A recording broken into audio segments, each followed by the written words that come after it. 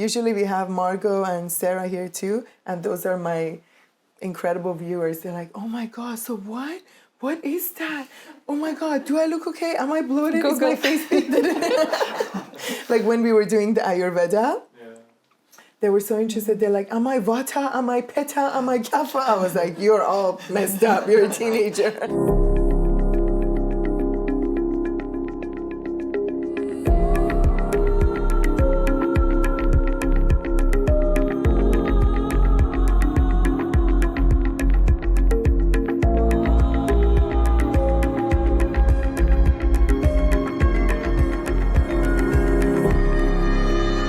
Much for tuning in to Azi Talk Show today. My name is Azi Monjezi, and today's show is sponsored by Foreign Boutique and Azi Monjezi Jewelry. We have incredible subject for you today about leaky gut and live blood analysis, and we have our beautiful Zuzana Friedmann here today. Hi, Zuzana. Please introduce yourself. So I'm Zuzana Friedmann, and I'm a live blood analyst and also a holistic nutritionist. I work at two naturopathic doctors on the North Shore. One is Edgemond Naturopathic Clinic, and the other one is Aurora Integrative Medical in Burnaby. Amazing.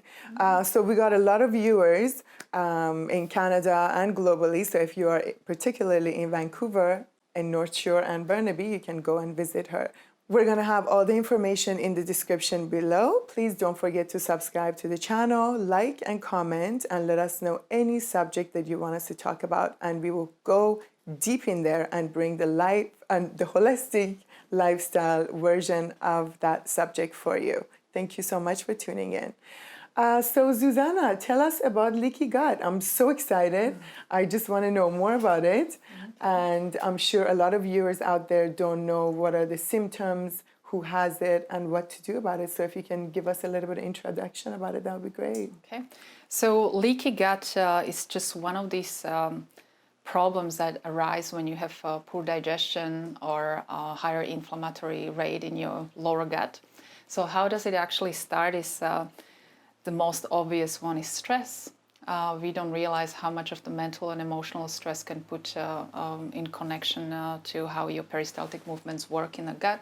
So they usually shut off if you're in fight or flight mode.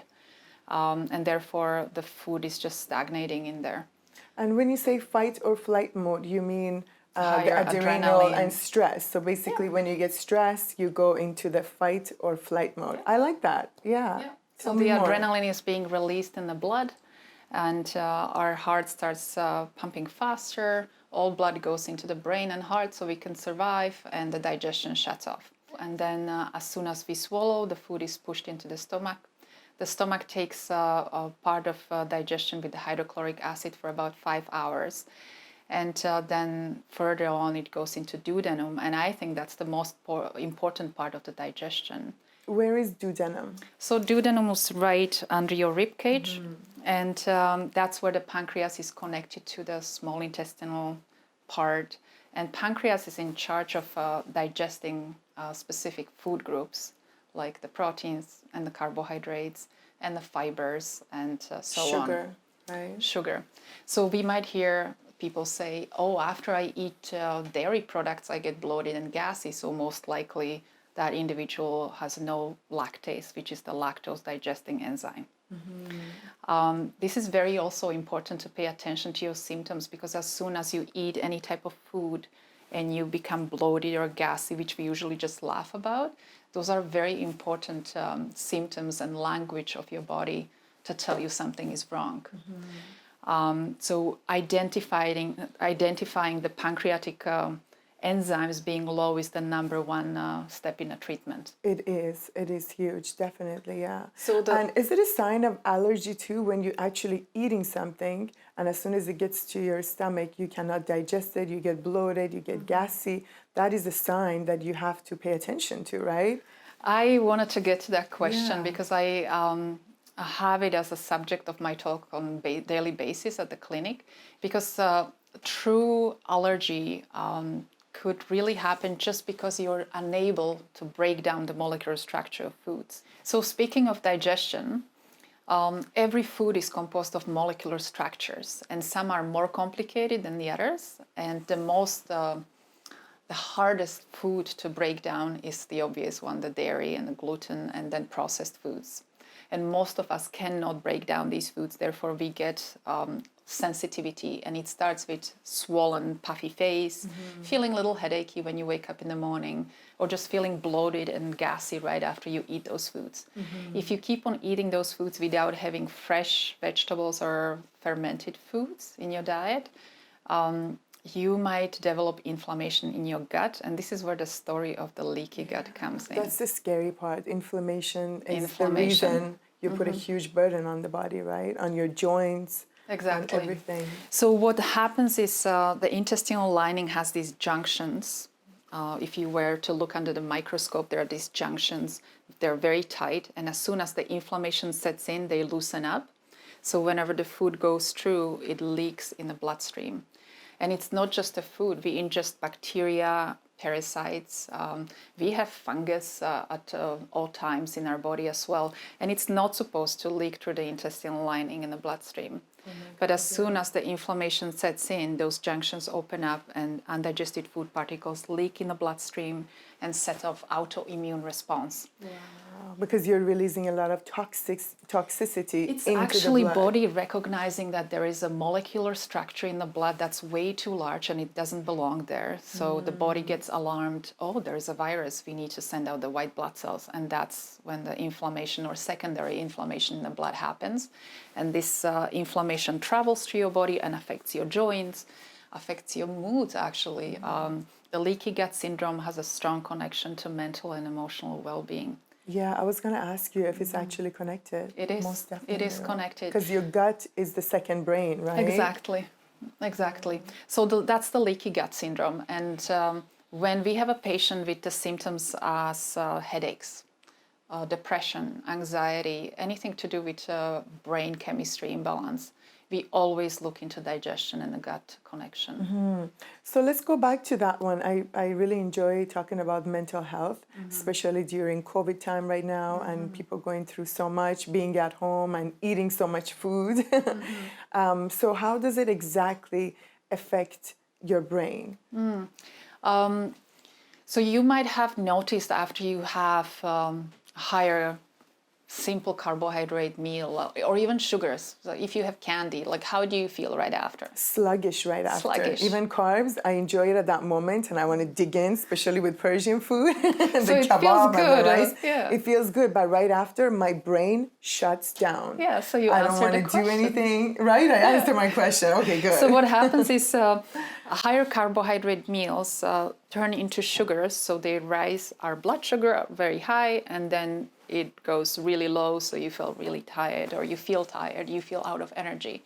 And you go on an emotional roller coaster where very quickly you get hungry, you just want to have something to eat right away. You put on weight easily this way, and you get cranky as well, mentally, emotionally. And I hear so many patients who say, every time I have oatmeal in the morning, I'm hungry within a half an hour. So therefore, we need to aim for a diet that's more higher in proteins and fats that keep our blood sugar stable so we can sustain the energy and the brain chemistry functions really well. So the brain-gut connection is right there. Wow. And is it true that if you're eating a certain meal, for example, you said oatmeal, you eat it and an hour later, 45 minutes, you're hungry, doesn't mean it's not really nutritious? It is nutritious, but it influences your blood sugar to be a little bit higher than it should be. I see. So it therefore, shoots it up, and then it goes down. Then it goes down, and you just feel tired and hungry again. So your most ideal oatmeal recipe should be with higher protein. So you should be adding almond butter into it. You should be adding fat into it, like coconut oil, maybe nuts and seeds, and therefore it would actually make you feel to sustain your energy. It's absolutely true, yeah. And if you had balanced high protein, high fats foods, you would recognize yourself being hungry, but not as hungry that you gotta eat right away.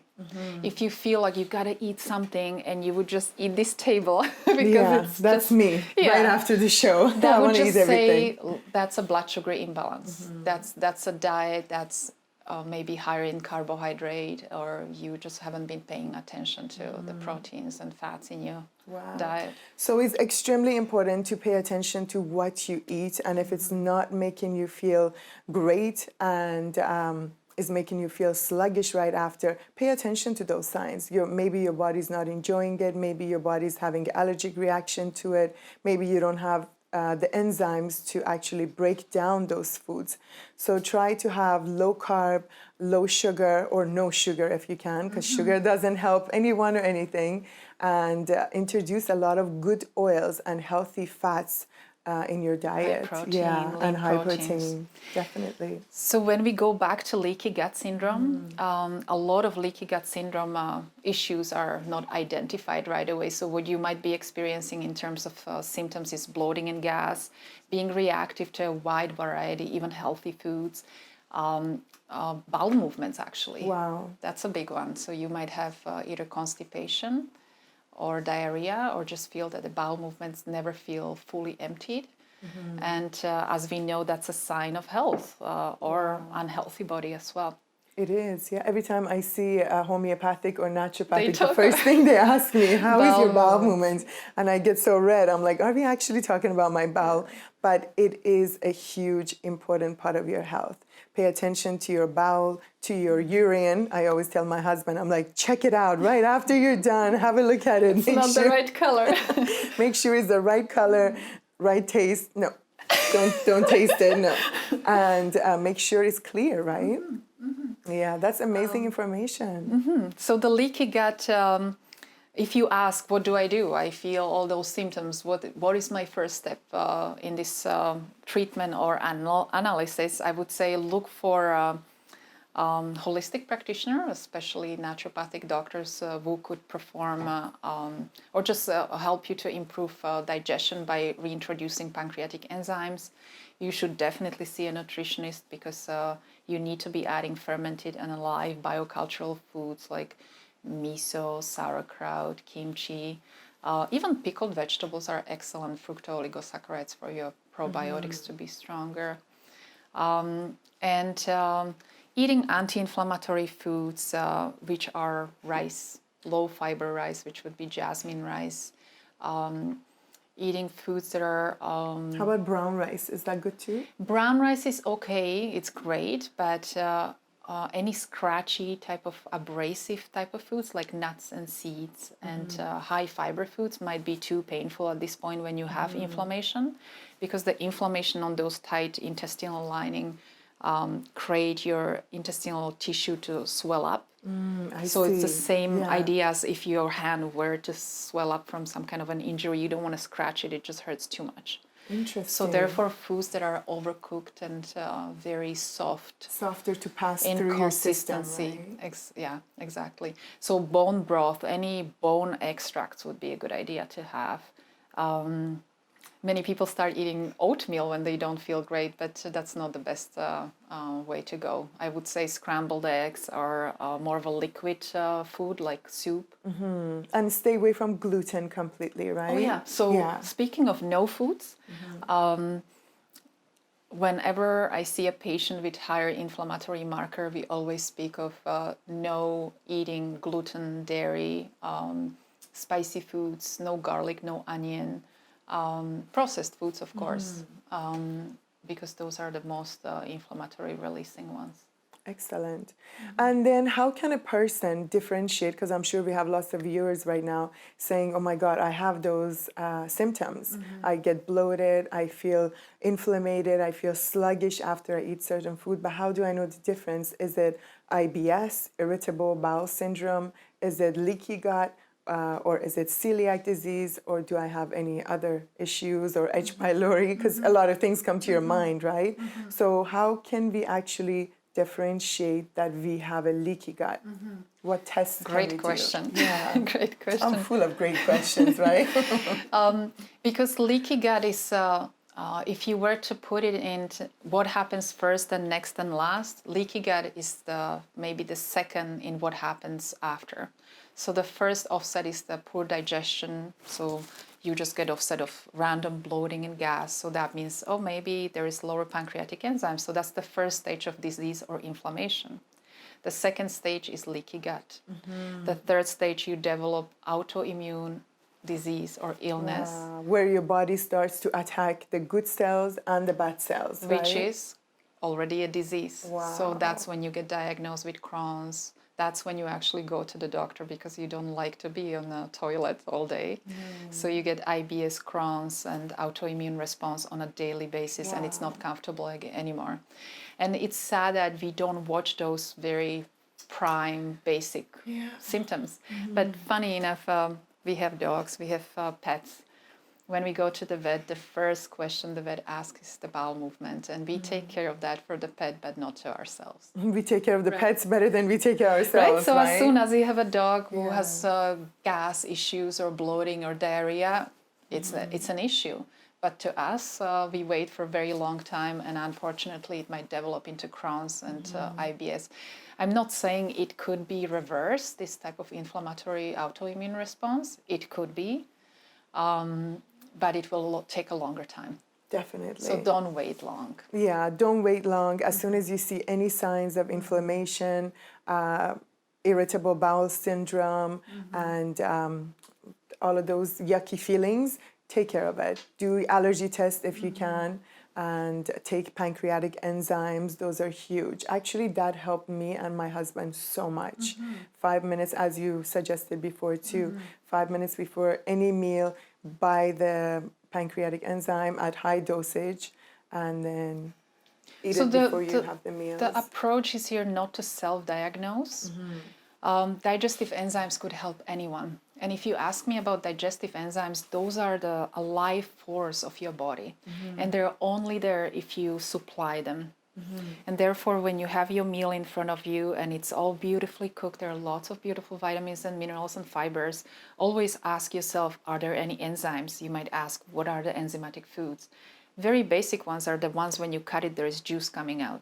Interesting. So we're talking about vegetables, cucumbers, tomatoes, and you might say, oh, I don't feel good after this specific vegetable. Yes, everyone is different. Everybody has or does not have those enzymes or even bile for fatty digestion. So even when I see my patients for nutritional consultation, we go very specifics of what feels good, what doesn't feel good.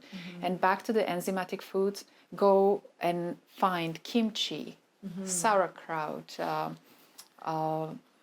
pickled vegetables. So if you have in your fridge the selection of pickled artichokes, pickled red beets, pickles of any kind, and you have your meal in front of you, just cut up a couple of red beets, and that would help to reintroduce the pancreatic enzymes over time. But if you already in the autoimmune response, you need to see a naturopathic doctor. So the naturopathic doctor most likely would give you digestive enzymes to take 5 minutes before each meal, so the capsule opens up in duodenum before you start eating the meal, and it helps to replenish the pancreatic enzymes in the pancreas. You're not going to take them for the rest of your life. 3-month treatments is good, or 3 sufficient. months? Okay. Yeah, 3 months, then we can wean How about you for up a bit. people who don't have gallbladder? Good question again. So gallbladder stores bile, and bile is there only for fatty digestion. And as soon as you eat fats, which I highly recommend, the good fats, they're very important for your brain function, for the repair of your tissues, maintenance of the inflammation. So as soon as you eat those fatty foods, the lipase, the digestive enzyme that is in charge of the fatty digestion, is being released into duodenum. Bile is being released as well. And if you don't have bile, the fatty digestion is incomplete, and therefore every time you eat fat, you feel bloated, gassy, it just doesn't sit right. Right here, yes. So what happens is, I'm from Europe. After gallbladder removal, most of the doctors back there give you digestive enzymes with bile. You get pancreatic enzymes with bile salts, and I would highly recommend it to anyone who I has take bile. them both. I take the pancreatic, actually all three. HCl, you recommended HCl to me a couple of days ago when I saw you for the live blood analysis, and ox bile too. Beautiful. And it makes a huge difference. So I can actually digest my kebab, and enjoy You my feel much doner. better. You feel much better. Yeah. So when you think about what happens up here, it's all breaking down process. And for the naturopathic doctor or for practitioners, for the testing we do, we need to identify where is the lack.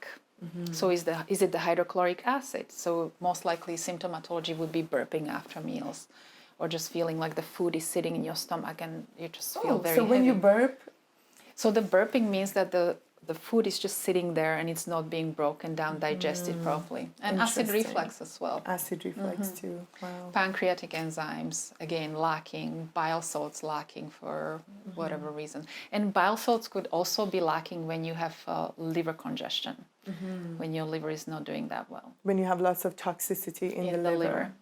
And again, there is this misconception about, I'm not drinking alcohol, my liver is okay. So it's not just about drinking or not drinking alcohol, but the overall lifestyle. It's so true you say that, because a lot of people, as soon as, me and my friends, we gather and we talk about holistic stuff, they always want to ask me questions. They always say, I don't smoke cigarettes, I don't smoke cannabis, I don't do drugs, I don't do alcohol, but why is my liver so messed up? And I say to them the same thing, is not about all of those things, only that category. It could be the food, it could be the stress, it could be pollution. A lot of people use candles and sprays at home. Actually, I really wanted to mention this to all of you.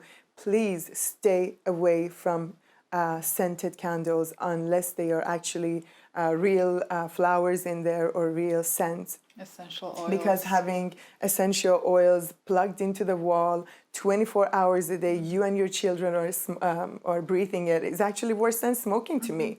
Those are all chemicals. I don't want to mention any brands. We all know the famous brands. But toxicity of the liver is huge. Be aware of it so you don't add to the problems. Yeah. Again, as I mentioned in other episodes too, I'm personally not a doctor, so I'm not recommending anyone to discontinue taking their medication or visiting their doctors. All we are sharing on this channel is different aspects of approaching holistic lifestyle and health. But if you want to change your medication or anything, please contact your doctor. I'm sure you got them on speed dial. I want to go over live blood analysis. Even though live blood analysis should be on a whole different episode, and we will do it, but I want Zuzana, because she's been incredible. Me, my family, all my friends, we've all gone to her. I've been to numerous different specialists to read my blood. It's like reading the Turkish coffee, for your future. In this case, you're reading the blood. So it's been an incredible experience for me. It has helped me and my family a lot. So I want you to go over it a little bit, and we can get into more details in the next episode. Live blood analysis is a dark field microscopy where through just prick finger test, we'll withdraw a couple of drops of blood, transfer it on a glass slide. Through the microscope, you're able to see the live blood on a monitor. We inspect red blood cells, white blood cells, blood plasma. The elements you might see is liver toxins in the blood, which is amazing because it connects the dots to your uncomfortable symptoms like bloating or swollen joints or headaches. We could see parasites, bacterial forms that again could be underlying causes of many diseases. And as I was mentioning before, it just basically gives you indications of what might be causing the main root cause of an illness. What I really like is that it could also see nutritional imbalances, strengths and weaknesses, so you actually see if your supplements are working or if the diet you're on is working or not. Let's say you would be on a protocol treatment plan to your naturopathic doctor, and we will recheck your blood 3 months after and would see if the treatment is working or not, and we would just adjust it. So That's amazing. It's a beautiful way to figure these things out. And also for me, a huge one is free radical damage, which is the second part of the testing. That's the dry blood, where I just withdraw the blood, let the blood dry up on a glass slide, and after about 5 to 10 minutes, it will show any type of... That was amazing. I was just, the very first time I did it, it was about 7 years ago, and I was just amazed. And for viewers to know, It was so simple. I actually got emotional after I left the office It's the very first time. emotional. I went in there, and it's not that expensive. We'll have the link in the description for you. If you've been going to different routes and you couldn't get any response, live blood analysis is incredible. You go into the room with your holistic nutritionist or your naturopath. They poke a tiny little poke on your index finger, and then they put it under the microscope right in front of you, attach it to TV, and you can see your blood dancing or being sluggish. And you actually have explanation. You have direct. Amazing. And it's very visual. It's amazing for children to look at. I love So when we it, have children as patients, they right away know what to look for when they have retesting. That's incredible. So children can actually do it too. At what age? Any age. Okay, we're I coming had babies tomorrow. and newborns. I'll see you tomorrow. And the newborns, they don't feel pain. They just kind of. Oh my God, that's it's incredible. interesting. Yeah, that was actually huge for me because I saw things in there that no doctor or even my holistic, my naturopath couldn't tell me before. All of those at once, right? Because when you do the live blood analysis, you see so many things at once, and you're like, and after doing it 2-3 times, you're like, oh, my cells are supposed to be round, not pear-shaped, and then you learn actually as More about your body. it's incredible. And it's also amazing to see the cause and effect. We as human beings tend to just, or we are trained to say, oh, if I'm tired, I'm just going to grab a coffee. Or if I'm craving sweets, I'm just going to go for candy bar, right? But if you learn that this, what I've done is going to do this to my blood, you would never do that because it actually gives you the picture of what you've done and how it influences every tissue in your body. What I wanted to mention at the very end is when you recognize you have inflammatory symptoms, as we mentioned, bloating and gas, headaches, any skin issues, rashes, feeling puffy. I would like to bring up these nutrients or herbs into to your attention. So drinking teas that are anti-inflammatory and demuluctant meaning removing mucus from your body, which mucus is in abundance if you have higher inflammation. Oh my God, that is huge actually, mucus. We should have a whole segment on mucus. So especially licorice root extract, if you could drink this tea 3 times daily, eliminate any coffee and alcohol. Coffee and alcohol releases inflammation in the body. Licorice actually helps with adrenal lowering. So if you have high adrenaline stress, feeling jittery, nervous, high anxiety, licorice root tea is the way to go. Please don't add sweeteners, it's sweet enough. It's already sweet. It helps with bacteria and viruses too, right? It does, but not in a tea form. Not in a tea form. Now, organic or just chamomile tea, again, it's calming and soothing. It lowers the adrenal response as well. It's anti-inflammatory. Even if you would put all the tea bags together in one pot, amazing.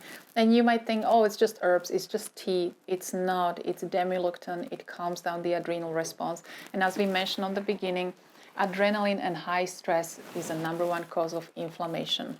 Lemon ginger, you helping to release digestive enzymes and bile with lemon ginger, and you also lowering inflammation, boosting your immune system.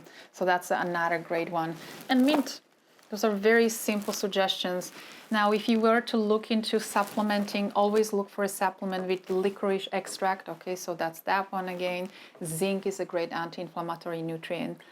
And L-glutamine. So L-glutamine containing foods are mostly foods that are bone extracts, like chicken broth, bone broth. So if you were to make chicken broth on a weekly basis and just sip on it on daily basis during the week. It's amazing. I actually started taking that in morning as soon as I wake up because I said no more coffee. So as soon as I wake up, I have my bone broth. And I made it at home. I just buy the bone from the Persian stores or any stores. Whole Food has it too. Really good price. Yeah. So you bought the prepackaged one?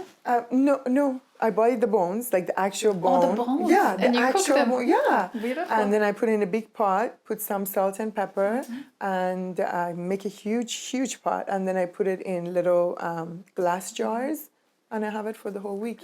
Yeah, it's incredible. So next time maybe we could even give up some recipes of how to heal the gut and soothe the inflammation in the body.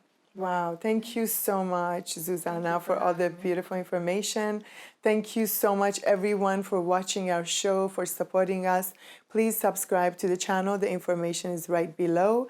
We will have all the description about everything that we talked about today at the bottom of the link right there.